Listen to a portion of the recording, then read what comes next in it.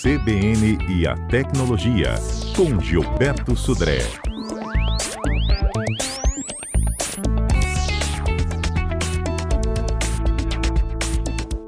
Ei, Gilberto, bom dia para você, hein? Bom dia, Fernanda. Bom dia, ouvintes da CBN. Hoje a gente fala de ferramentas ultrapassadas, ou não, né? SMS, por exemplo, você usa ainda? Não uso mais. Realmente, quem usa, né, SMS, minha sugestão é que deve parar de usar, né?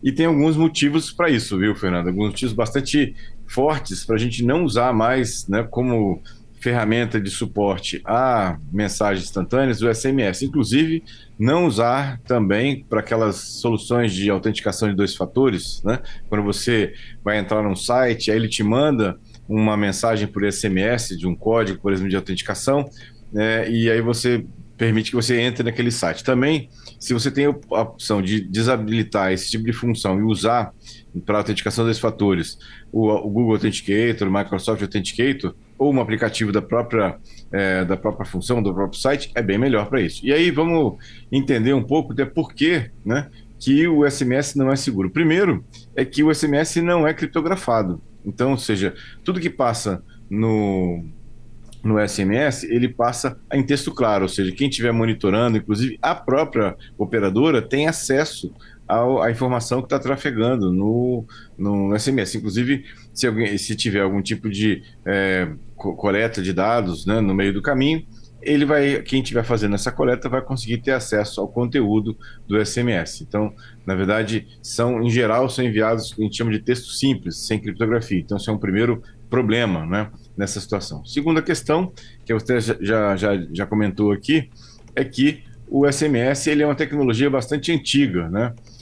Da década de 70, na verdade, então bastante antiga, e aí com todos aquelas problemas, né? Porque na época, quando ele foi criado, né, e foi implementado, não existia preocupação de segurança. Na década de 70, estavam mais preocupados em fazer funcionar do que mesmo fazer funcionar com segurança. Então, esse é um outro problema, né, nesse caso, né?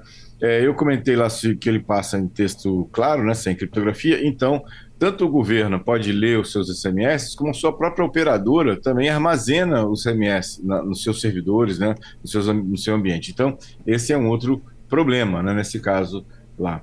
E um outro problema é que você não pode cancelar o envio de um SMS, como você faz, por exemplo, no WhatsApp, em outras plataformas de mensagem instantânea. No SMS, uma vez que você mandou o SMS, você simplesmente não tem como apagar. Inclusive, você não tem nem como saber se chegou, né? Como tem lá no WhatsApp, que você tem aqueles duas marquinhas, né? Marquinhas em azul, né? Pelo menos você sabe que a mensagem foi entregue.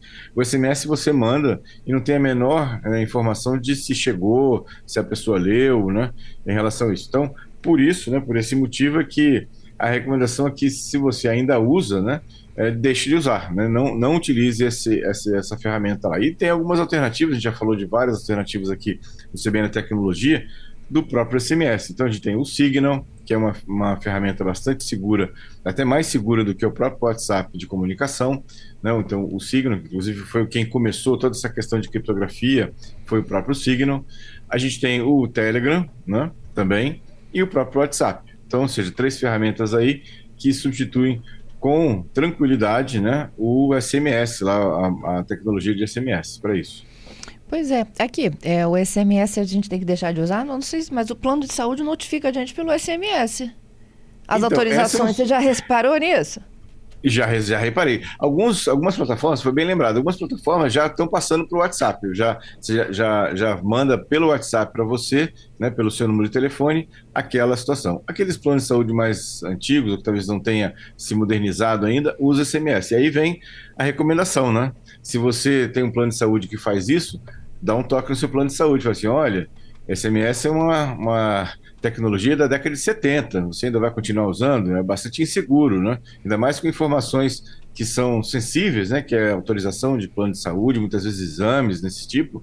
Então, é melhor que não utilize mais e use uma solução criptografada, como o próprio Signal, o WhatsApp ou o próprio Telegram. É isso aí. Então, a melhor opção é substituí-lo pelo WhatsApp. Exatamente. Acho que é a solução mais popular, né, que a gente tem hoje, né? Mais de 80% dos telefones hoje, das linhas de telefone habilitadas, de celular habilitadas no Brasil, tem conta no WhatsApp. Então, ou seja, é quase uma unanimidade no Brasil. E migração para o WhatsApp é uma questão até de bastante, né, da questão de segurança, né, para isso.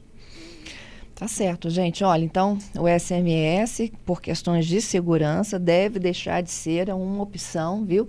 Para uso, para recebimento e troca de mensagens. Hoje, o WhatsApp é uma plataforma que é criptografada, não é isso? E por isso que se defende a segurança do Exatamente. WhatsApp.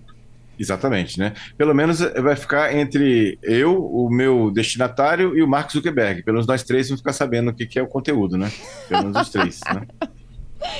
É isso, Outras Gilberto, é pessoas não. isso. Bom, vamos aproveitar para falar do golpe. Vamos lá. O golpe tá aí. Conta aí. Bom, semana passada falamos sobre como saber que se sua senha, né, é segura, ou quanto tempo levaria para um hacker, né, quebrar a sua senha naquela ferramenta da Prodesh, né? Aham. E essa semana saiu uma estatística bastante interessante. A NordVPN, que é uma empresa de soluções de segurança, ela fez uma pesquisa das senhas mais utilizadas no Brasil. E sabe o que deu? Times de futebol, né? Então, as senhas mais populares, né, utilizadas aqui no Brasil é Flamengo, Palmeiras, São Paulo, Santos, Cruzeiro, Grêmio, Botafogo e Corinthians. Estão entre as 200 senhas mais utilizadas pelos brasileiros, né? O Flamengo está em 19º lugar, Palmeiras também está logo na sequência, Cruzeiro, né? Então, ou seja, bastante interessante, né, nesse caso. E aí, o interessante também do NordVPN é que ele fez essa pesquisa em outros países também. E o resultado não foi muito diferente, né? Em outros países, os times europeus também lideraram, né, ou lideraram, né, essa lista de senhas mais utilizadas. E olha que uma senha como essa, o atacante não vai levar mais do que 3 segundos para descobrir a sua senha se você utiliza uma senha como essa nessa situação. Então, é interessante se você usa alguma senha parecida com essas que eu comentei, né, de algum time de futebol, a sugestão é troque, né? E infelizmente, né, a liderança, né, dessa pesquisa do NordVPN ainda é a famosa 1, 2, 3, 4, 5, 6, né? Então veja que é bem complicado, né, essa situação. Então a sugestão: não utilize senhas de times de futebol, né, porque são realmente bastante visadas pelos atacantes nesse caso. E a sugestão é sempre utilizar, quando possível, a autenticação de 2 fatores e evitando, obviamente, como a gente acabou de comentar, o SMS para receber a sua contrassenha da autenticação de 2 fatores e usar um aplicativo como o Google Authenticator ou o Microsoft Authenticator. Ótimo. Bom, e a gente tem uma perguntinha aqui do Giovanni nos aguardando por uma resposta, que é o SSD, é isso?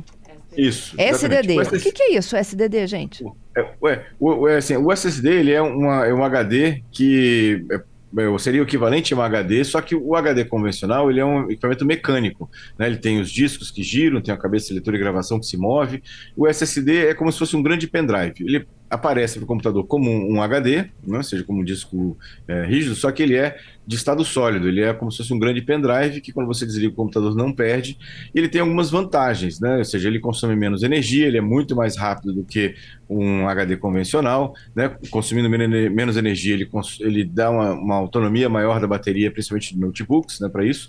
Ele é confiável, assim, diria que mais confiável do que um HD convencional, porque ele não tem problemas de impacto, né, de vibração, de queda, para isso. Mas ele tem uma questão importante, né, Giovanni, que é a questão de durabilidade, né? Alguns SSDs, eles têm limites de leitura e gravação, né? Desculpa, de gravação, né? Ou seja, número de gravações que eu consigo fazer naquele SSD. Tudo bem que são quantidades muito grandes, né? 1 milhão, 2 milhões, né? Ou até mais do que isso, de gravações no mesmo local no SSD. Mas, se você tem um computador que usa bastante, ou um servidor, é bom ficar de olho nessa situação. Mas ele ainda é uma solução que eu considero mais segura do que o próprio HD convencional. Uhum. Sabe que hoje é dia de São Francisco, Gilberto? Sim. Protetor dos animais. A gente está aqui, olha, com um mar de fotos de membros da nossa família, né? Conta aí, eu sei que você tem um. Eu tenho um Spitz alemão, né? O nome dele não poderia deixar de ser, chama-se de Tux, TUX, que é o nome daquele pinguim, né? Símbolo do Linux, né? Então o nome dele chama-se Tux, né? TUX. É o meu bichinho de estimação aqui, meu pet, né? Que fica aqui comigo aqui, me fazendo companhia durante as manhãs e tardes aqui. Tá aqui do meu lado, inclusive, aqui. Isso aí. Te agradeço, Gilberto. Até a próxima sexta com mais destaques de tecnologia, viu?